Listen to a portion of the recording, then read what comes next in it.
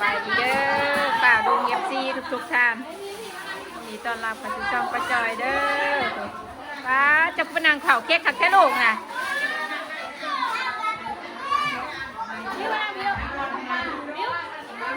มานั่งใกล้กับพิงกูได้ด้วย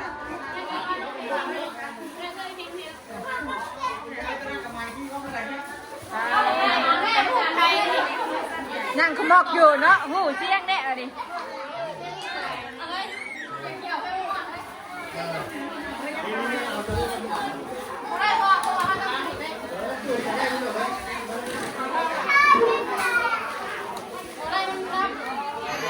โดยลูกโดยแล้วแม่เห็นอยู่แม่มึงกันแม่มึงลูกกันป้าสีฟ้างามแน่ขนาดบันใบค่ะ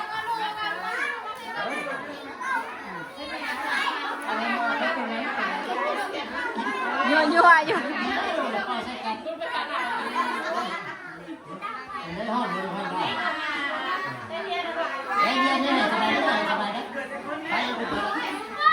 เจน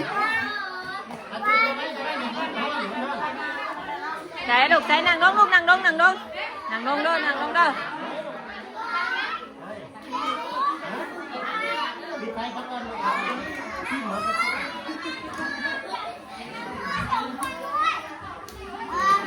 ม้วนขับก็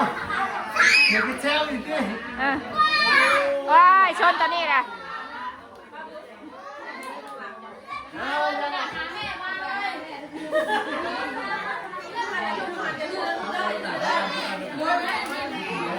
มันเกิดไอ้พิงนั่งดีๆแล้วเด้อ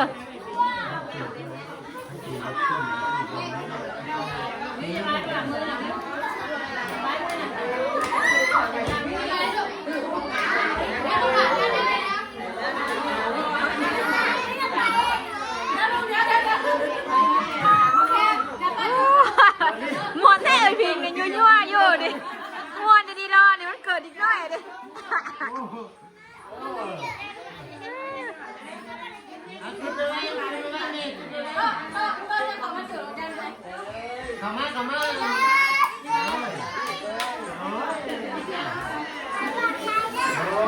ลองอ่ะ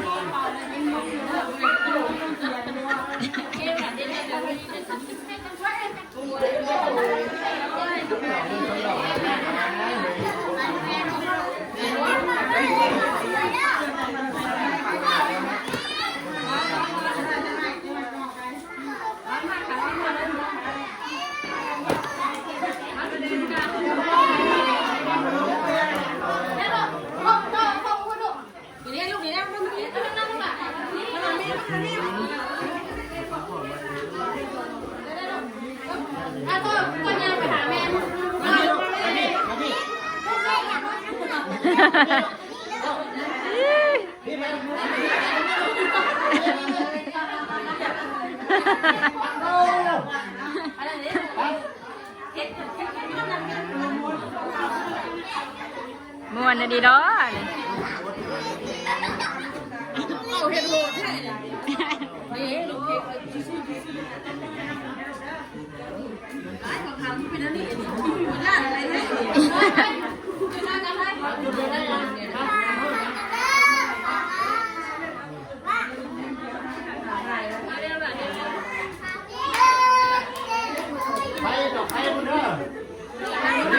นั่งลงเด้อนั่งเปล่าเด้ออ่ะ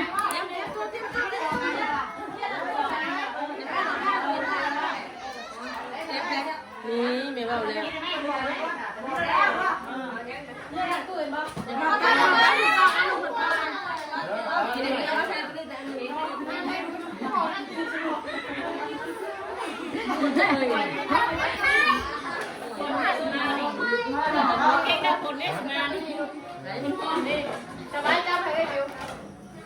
เอาเด้อ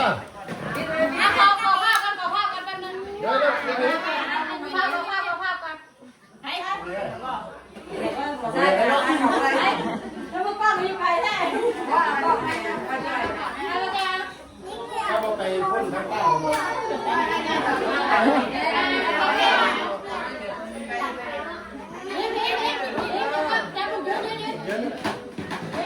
แป๊บนึงให้เป่าอยู่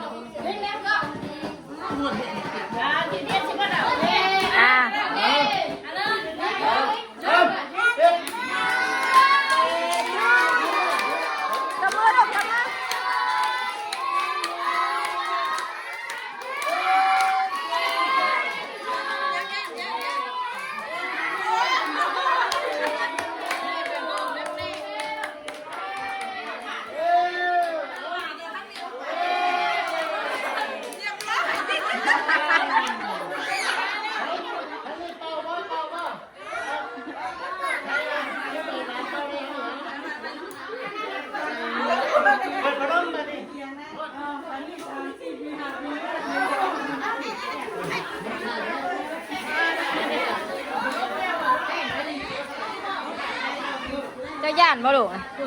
เจ้าย่านบ่แอนมาหาเลยนะเจ้าย่านบ่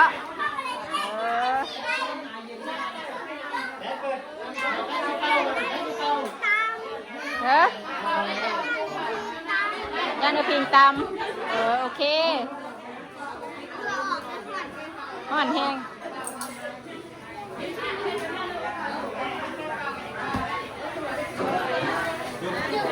นั่งอยู่ดิลูกอย่าเห็นนั่นลูก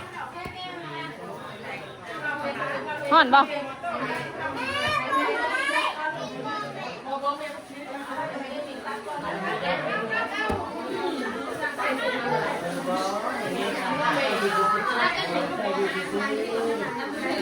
เอาบ่เค้กเอาบ่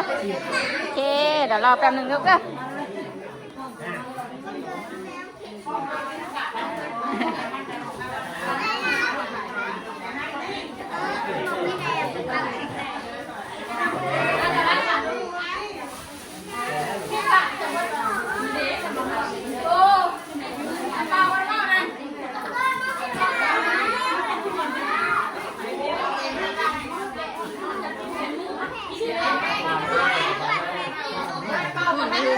ห่อนเลย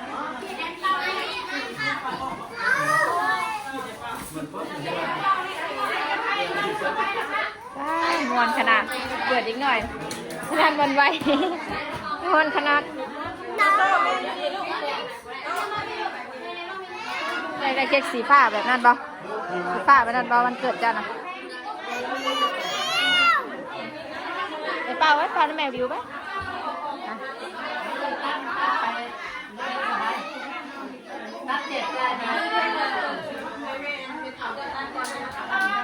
ไปนั่งนะลูกไปนั่งนะเป่าลูกอยากเป่าแห้งลูก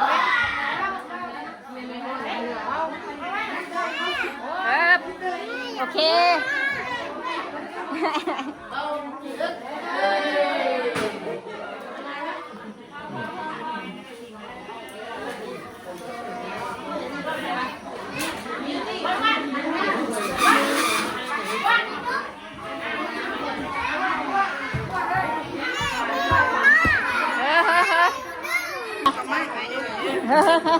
ใจได้เค้กว่าเพื่อนเอามันออกทีละเพิ่นให้อยู่หรอกเห็นนั่นนี่หรอกได้สีฟ้าบ่ลูกได้สีฟ้าบ่นั่งบ่ได้นั่งแล้วกัน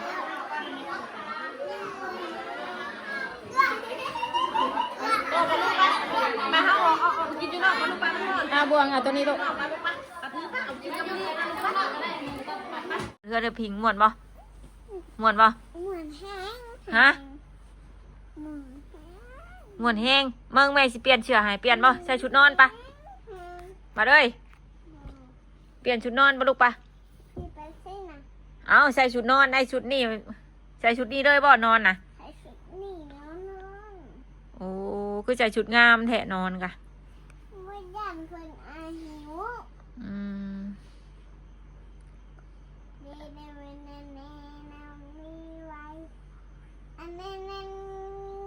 เฮิงมาได้สินอนนี่นะ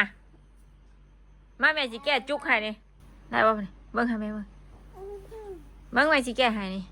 บ่ฮะบ่แก้บ่ซ่ามันก็เจ็บหนังหัวแล้วลูก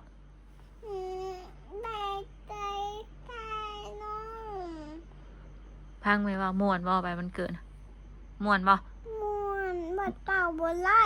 เป็นยังบัดเป่าบ่ไล่ลูกก็อยากเป่าบ่ฮะแม่ก็เมื่อเพื่อนเฮาอ่ะลูกอยากดิ่นอยู่พูดบ่มันบ่มีหมู่เลยคืออยู่เพื่อนแม่ต้อยอ้าวก็ลูกได้เป็นคนให้อยากมานะกับอานะไอ้สิมาโทษแม่บัดตุ่มผ้าผ้าเสื้อผ้าไผ่เนี่ยผ้าเสื้อบัดแม่นบ่รูปเสือบริเมน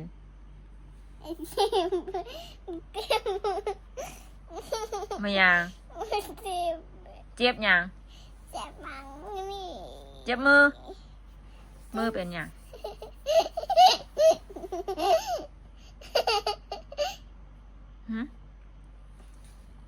ได้ไร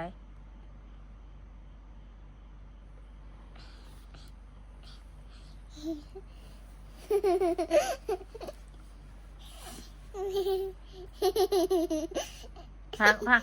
ลูกคือรังเขาเหมาะฉะนั้นลูกก็อยากเป่ากันหมอกันเค้กนะลูกนางใกล้แม่บิวให้ลูกก็อยากเป่าบ่ หนูเป่าบ่ไล่ เป็นหยัง หนูเป่าบ่ไล่ เป็นไรอย่างเป่ากัน ไม่เจอ ฮะ นั่นแม่บิวให้ว่า ลูกได้บ่เป่า หนูน่ะบ่เป่า เดาให้เป่าอยู่ตัวหักบ่เป่าตัวหักบ่เป่าวะ มาอยู่หน้าเด็กเหมือนที่ขันเป่าเด็ก ว่าอยู่เด้อบ้านเด้อแลนไปหาไอ้หน้าบ่วันนี้ฮันหน้าวันนี้แม่สิถามนี่เบิ่ง บ่ เบิ่งแม่สิถามนี่เบิ่งถ้าฮอดวันเกิดหล่าเลยจังเป่าเด้อยินว่าแม่ว่านะ บ้านไงก่อนแม่แม่ ลูกสิเอาเค้กสีหยัง ชีน้อยเด็ก สีแบบใดสีน้อยๆแม่บ่จักสีน้อยๆสีฟ้าสีเขียวสีแดงสีดำ อันนี้ได้สีดำบ่ ช็อกโกแลตสีดำ มันได้สีด แมวมอนมูนจะเจอเบิ้งแม่สิเอาให้นี่เบิ้ง ำบ่ เบิ้งสิเอาให้นี่เอามูนจะเจอนี่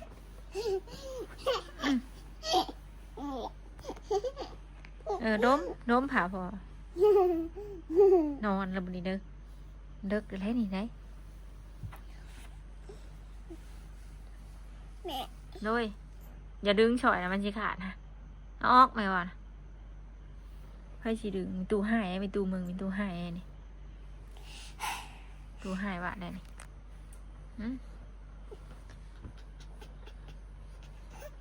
ให้สิเห็ดแล้วนี่ย่านว่ามีตู้ให้เบิ้งนอนเจียวตุ่มให้ย่างผ่าหมูห่อนบ่ผ้าเสือคืองามเลยใครซื้อให้หนู แม่มันก็เห็นในนี่ หืม มันเก็บในนี่ มันเป็นอะไร มันเป็นน้ำปาก ฮะ มันถอว่า มาได้มันโสเจ้าได้ไหน มันถอว่าเจ้าโพมา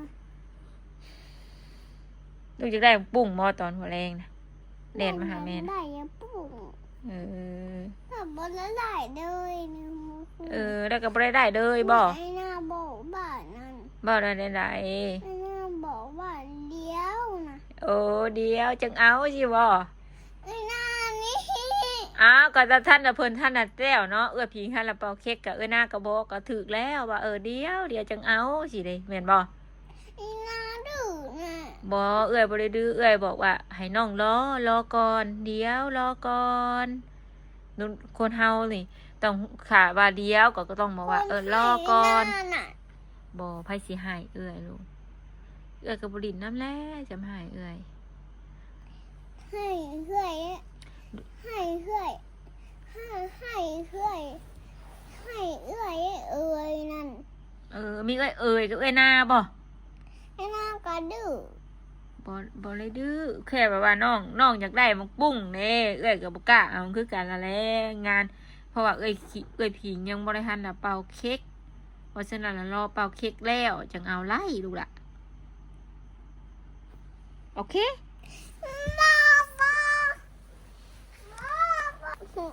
กินแม่มเอากล้องเลยเนาะยังดูดอันเต้าแม่มอยู่ปะดุงเอ้ยกังเว้นนี่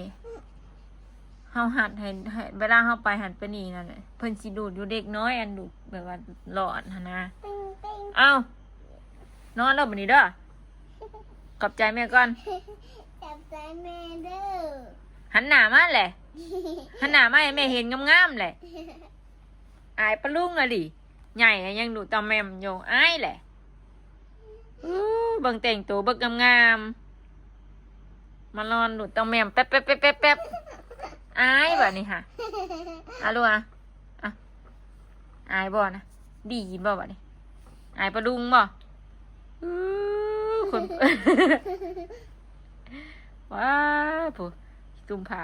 เชื่องเวียนนะอายบ่ ทำไอ้ยะอย่ากินตาแมมค่ะกินกล้องแล้วเป็นยังดอกเอาทอดหลุดขึ้นแล้วเป็นยังเนาะแม่ไปอาบน้ำกันเด้อจะนอนถ่าเด้ออ้าว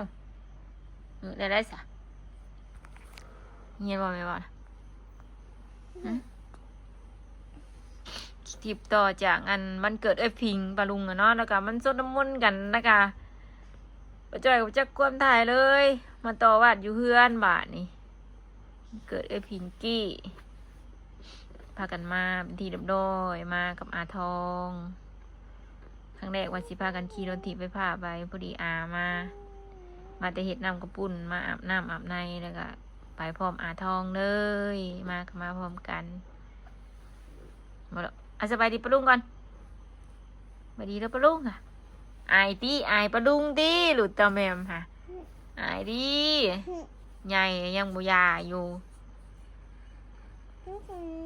ยาวบ่มามีแหงบ่มีแหงบ่ได้กินแมมนะลูกบ่มีแหงบ่เปลี่ยนบ่ชุดนอนบ่ใส่ชุดนอนบ่ลูกมียังคือเปื่อนแท้นี่ลูกไปนั่งยังอันนี้ลูกไปนั่งยังคือเปื่อนแท้นี่ปืนแม่สิตบให้คือเปื่อนแท้ โอเคฉันนอนปลาลุงเลยคลิปนี้ป้าจอยก็จบคลิปเพียงเท่านี้ก่อนไปแล้วเนาะสบายดีเด้อปลาลุงต่อตั้งแต่วันเกิดไอ้พิงจ้ามาหอดเทือนนะต่ออยู่เทือนเลยไปนอนก่อนไปแล้วสบายดีเด้อ